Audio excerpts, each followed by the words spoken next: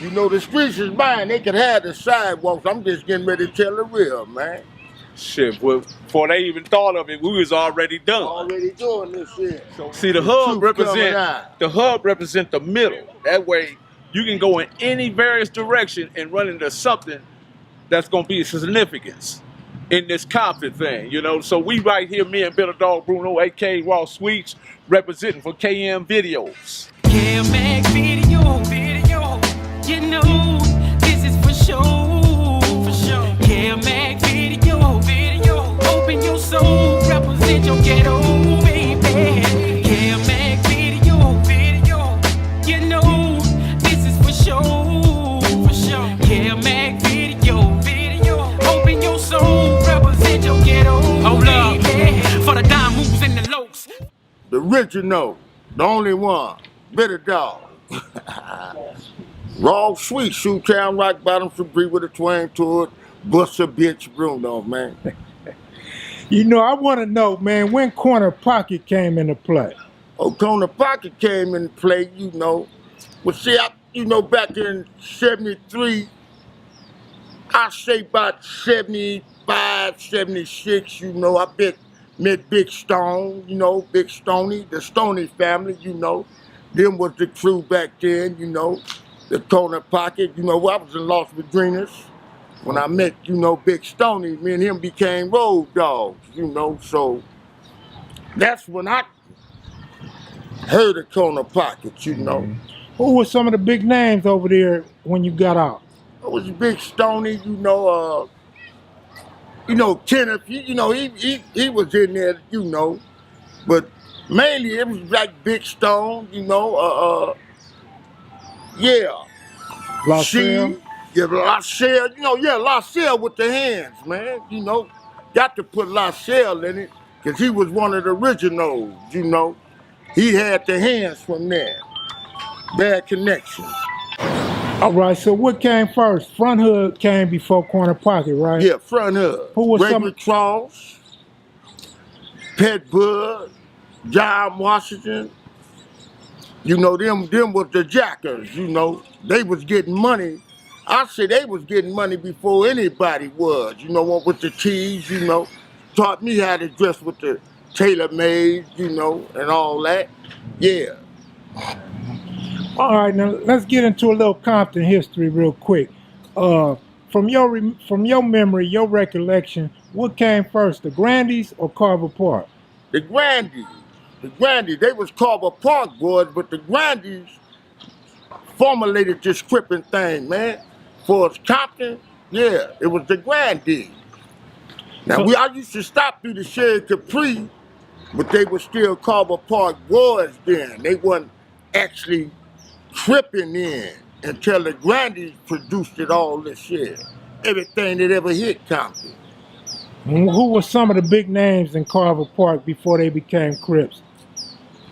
Okay, Carver Park, I used to run with Marcellus' brother, you know.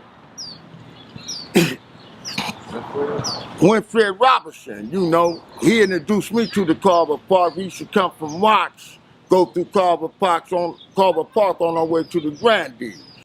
Who were some of the Carver Parks back in the beginning? Willie Hurd, Blue Baby, you know, Felton, and many more. Now explain to the people what the Grandies is. Where does the name come from? The Grandies, I mean, it was like a little cul-de-sac where we used to all hang out across the street from the airport, you know. And we just used to go there and kick it, you know, and, you know, handle our business, though. But the things that I know now that I wish I'd have known back then, you know, I'd have had money in my pocket, you know. Shit, we all would. Yeah. But there was an apartment building over there? The apartment building, yeah. And that's where y'all hung out at? That's where we hung at. And who started the Grandies? Who were some of the co-founders? The co-founder was Head Honcho and Mac Thomas. And we got Head Honcho on the way up here, yeah, right? Head Honcho on his way up here, you know, to give a shout out about this realness, you know. For sure. I hear you nice with your feet, man. Oh, a little bit, you know, I done got a little older, but I still could pivot it though, you know. They was gonna name me the dancer though, man, but you know, I said I stick with bitter dog. I can't do it though, man. But I could bust a little bit for you, you know. But you know, now I'm off into that China move though, man. You know, I got the pivot for the China, that lock though. That lock. Yeah, you know. Yeah, lock. Yeah. You know, this the platform where the real ones come to, though. You know what I'm saying? Yeah, that's why I'm here. And you know, I'm a real one. You know my boy Cutes too, right? Oh yeah, Truth. That's my love. Boy. I'm just mad at me because he didn't let me know that he got out, man. How far y'all go real back? One. Way back. I'm talking about from the Magnificent Seven. When I come from Las Virginias, went to Central, you know, and we met each other like, hey, man, you can't come down here with that there. Man, I'm bitter dog, man. You know, and he seen that I was with it, you know, because I was kept AWOLing, so they sent me to Central, you know, but I couldn't get out of there, though, man. You know. They had you locked down? You know, I met all them, you know, Rusty, Truth, you know. The Magnificent Seven. For sure. Yeah, that's my loved one there. Black Dog, Benny Sherline, all of us did this year. Where'd you meet Black Dog at? I met Black Dog in Las Virginia. Me, Uncle Pimpin' Yay, Black Dog, Brown Dog, Puppet, rest in peace, you know, Keen Ali Ducci. We all was up in there together, doing what we had to do. Did you run across Little Caesar in there? Oh yeah, I ran across Little Caesar, you know. He was on another yard, you know, but we touched base, you know, another loved one. Oh, Crazy Crip, I got to give him a shout out. That was my loved one, you know. Now you know Mr. X? Yeah, I know Carl Vernon, Mr. X. Did Mr. X ever stay in Corner Pocket? Son. I know the Mr. X from the Grandee. And you know he came from the West Side in L.A.? As far as I remember that he moved to the West Side. So he was in Compton first? Yeah, he was in Compton. That's where I met him in the Grandee. He stayed in the Grandee on the second floor. Your brother. Yeah. Hey, so that got one of them niggas that be with Honcho. Hey, Honcho. Hey, Belly Bell, how you doing? Yeah, what's up, bro? Remember the name? What's up? Yes, sir. What we doing up here? Yeah, I just got on Jamel get on that motherfucker, and I'm like, Jamel wasn't nothing but an old motherfucking mascot. Yeah, mascot. You know, I'm like this. Everybody did their thing. Yeah. That's from Jamel to wherever, you know. No one could say a brother didn't, you know. Yeah. Because we all had love for this. Jamel had love like everybody else. Everybody had love. We was kids. We had love for one another. That's what made this survive like it did. Because we was young, 13 and 14, and we had a leader who was like, wow. Yeah. You know, Compton, you know, it's like in Compton we had Mona Park, we had Carver Park, but they was on the outskirts. Right. You know, when we came down here, because I came from the east side, Matt came from the east side. Right. When we came to them Grandies, before us, they had some dudes called the Little Devils. And they was beasts out here in Compton. Right. They was beasts in them Grandies. Right. So they became with us. Okay, Arthur, I got a question for you. Yeah. Keedy Welch and Tootie them on 165 block, right? Was that a separate thing or was that together? That was together. Okay. Just because they was right there with us. Right. With us. You know, we was all together. Right. You know, now that was Karate Man, Keedy Welch, Tootie, Fat Soul, Timmy Amy. Right. 165 block. Yeah. That's what you call original Compton.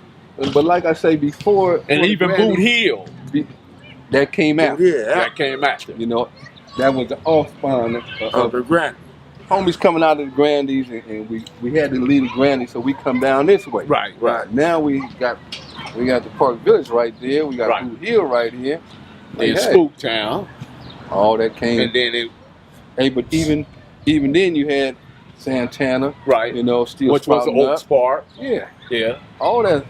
Yeah. Everything that's in Compton now, man. Because the first time I even realized who any of y'all was through Duck, Donald Norwood. Yeah, Donald Yeah. Norwood. Because Donald Norwood was in the boys' home with all them. Killer And then Wayne. when they came from the boys' home in 72, 73, between there and all that, everybody was. Norwood, Right. Yeah, Killer Wayne. Killer Wayne. So Arthur, Right you across say you the came street. from the east side. Where at on the east side? Yeah, I was right there on the true east side. You know what we called the true east What side. street is that? Paloma, all that. You know, we was over there on that side of town. In That's the where 70s? In the 70s, 71, 72. Yeah. Hey, we was kids, man. Yeah, we was straight kids. You know, Mac lived on 103rd. You know, just before you reach Avalon, that's where he lived at. So we was all going to his house because where I lived at in Watts, wasn't no Crips over there. So we had to go across Central and where the Crips worked, you know. Because when you was on this side of Central, it wasn't no. Where Grape Street is now, wasn't no Crips over there, you know.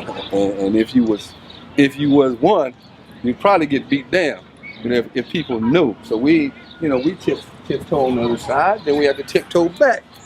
You know, hey, we had to act like cowards.